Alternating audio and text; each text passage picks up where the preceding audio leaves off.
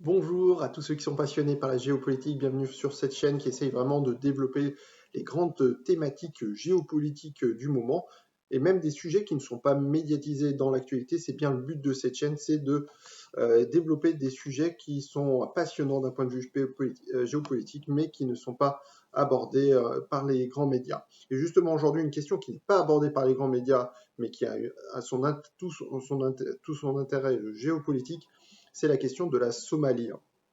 Alors évidemment, on parle beaucoup moins de la Somalie depuis de nombreuses années, mais c'est un pays qui vaut la peine un petit peu de parler, puisque en fait, il y a d'importantes questions géopolitiques, hein, du fait déjà de sa position géographique située sur la corne de l'Afrique, au fond, hein, sur le détroit de Bab el-Mandeb. Donc on voit l'une des routes stratégiques, une des voies maritimes les plus stratégiques au monde, où passent de très nombreux pétroliers.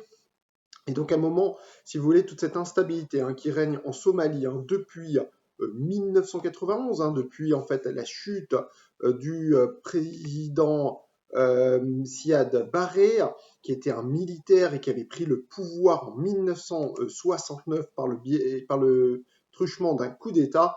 Et donc, depuis en fait la chute de Siad Barre, la Somalie connaît en fait des périodes d'instabilité chronique. Alors la guerre, la chute de Siad Barre avait conduit en fait à un chaos total dans le pays, puisque en fait ce sont des groupes armés qui ont pris le pouvoir dans une grande partie de la Somalie, et une autre partie de la Somalie s'est constituée en État souverain, comme c'est le cas de la Somaliland, qui est en fait la partie de la Somalie qui était sous administration britannique de la Somalie, alors que le reste de la Somalie, lui, était sous colonisation italienne. Donc, et donc, la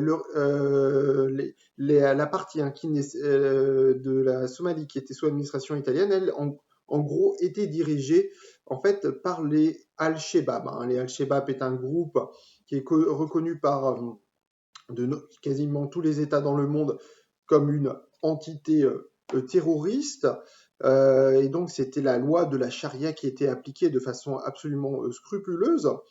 Mais voici qu'en 2012, l'armée somalienne a réussi à reprendre le contrôle, en fait, des territoires sous contrôle d'Al-Shabaab, et notamment de la capitale de la Somalie, Mogadiscio. Et donc ensuite, on a mis en place donc une administration censée gouverner la Somalie. Mais voici que ce président qui est donc au règne, qui gouverne la Somalie depuis Mogadiscio depuis 2012, le président Farmajo était censé en fait partir du pouvoir lundi 7 février. Son mandat a expiré en fait lundi 7 février, mais voici qu'il se maintient au pouvoir malgré la fin de son mandat. Donc ce qui fait dire au parti d'opposition somalienne que désormais il ne peut plus être reconnu comme président de la Somalie, étant donné que son mandat a expiré, qu'il n'est donc plus le président légitime, je cite, de la République de Somalie. En fait, qu'est-ce qui se passe et pourquoi en est-on arrivé là? Comment en est-on arrivé à ce chaos politique, voire même à ce vide politique en Somalie? Alors, ce qu'il faut dire, c'est que la Somalie, comme je l'ai dit un petit peu en introduction, c'est que en fait, suite en fait à la guerre civile qui est en Somalie, de certaines régions se sont constituées en territoire autonome, voire indépendant. Alors, j'ai cité le cas de la Somaliland. Alors, la Somaliland, c'est un cas très particulier parce que le territoire de Somaliland, dès 1991, dès la chute de Siad Barre, elle s'est en fait constituée en État indépendant. Elle a déclaré son indépendance. Alors, certes, il faut préciser qu'aucun pays dans le monde ne reconnaît la Somaliland, à l'exception de Taïwan, qui en 2020, en fait en août dernier, la République de Taïwan a signé un accord de reconnaissance diplomatique avec la Somaliland. Donc il y a tout de même Taïwan qui reconnaît la Somaliland, mais aucun État dans le monde reconnaît la Somaliland. Et pour le gouvernement fédéral somalien, le territoire de la Somaliland fait partie intégrante du territoire somalien. Mais voici que en fait, les dirigeants de la Somaliland ne veulent pas que des élections fédérales somaliennes se déroulent sur le territoire de Somaliland, pour ne pas évidemment remettre en cause l'indépendance de la Somaliland.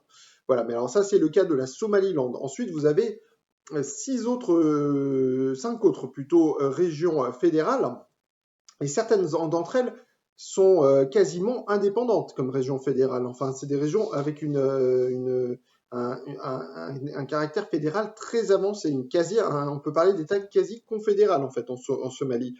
C'est le cas notamment de la région du Punt, aussi communément appelée Puntland, ou le Jubaland. Donc ces deux régions en fait ont une autonomie très avancée et donc ne veulent pas en fait remettre en cause le caractère fédéral de l'État somalien. Mais voici que le président Farmajo, lui, essaie justement de centraliser un petit peu plus, si vous voulez, la nature de l'État somalien, en remettant en cause le caractère fédéral. Et donc ceci est un point de blocage central avec les autorités locales, qui donc n'ont pas validé le format des élections. Elles veulent des élections législatives avec un caractère fédéral, alors que le président Farmajo, lui, voudrait une assemblée qui ne représente pas les régions. Et donc, ce désaccord a conduit à l'absence tout simplement d'accord et donc absence de tenue des élections. Donc, on s'est demandé qu'est-ce qui allait se passer dès lundi si le président Farmajo allait démissionner. Son ministre des Affaires étrangères a réagi et a indiqué qu'il, je cite, resterait au pouvoir donc tant que des élections ne seront pas organisées. Or, pour l'instant, aucune date n'est avancée. On ne sait absolument pas quand ceci pourra avoir lieu, du fait que les désaccords sont absolument profonds. Et donc, on craint que désormais, la Somalie, qui a connu quand même depuis ces dernières années une relative stabilité, je dis bien relative, il y a tout de même quelques attaques, il faut bien le dire, de la part d'Al-Shabaab, ce qui est le cas, d'ailleurs depuis quelques jours, on assiste à des attaques d'Al-Shabaab, justement du fait de ce chaos politique. Al-Shabaab profite en fait de ce chaos politique pour mener des attaques, et donc il faudra justement voir si Al-Shabaab va profiter en fait de cette situation chaotique qui prévaut en Somalie pour mener des attaques et pourquoi pas essayer de reprendre des territoires qu'elle a perdus en 2012 face à l'armée somalienne. Ça, c'est la première chose. Et puis, il faudra aussi voir si, justement, ces régions, c'est les régions fédérales, et certaines d'entre elles, comme le Jubaland et le Puntland, qui on voit, ont des autonomies très avancées, justement, ne pourraient pas suivre le modèle du Somaliland et se déclarer même indépendantes. Si désormais des élections au niveau fédéral somalien ne peuvent pas être organisées, à ce moment-là, on peut aussi craindre ou redouter en fait que des régions fédérales se déclarent indépendantes sur le modèle du Somaliland, puisqu'en fait c'est tout de même, il faut bien le reconnaître, que le cas de la Somaliland a connu une totale stabilité depuis son indépendance en 91, qui est même vantée par le reste de la Somalie. Donc beaucoup sont tentés en fait de suivre la voie de la Somaliland et de se déclarer indépendante, comme pourrait le suivre, donc comme pourrait le faire en fait peut-être prochainement le Puntland et le Jubaland. Donc comme vous le voyez, on est peut-être face à un des nouveaux événements géopolitiques très importants en Somalie. C'est bien pour ça que j'ai voulu en parler. Et donc, il faudra suivre vraiment qu'est-ce qui pourrait se passer dans les prochains jours, dans les prochaines semaines. Est-ce qu'un retour de l'instabilité en Somalie est possible? Malheureusement, ceci est à craindre.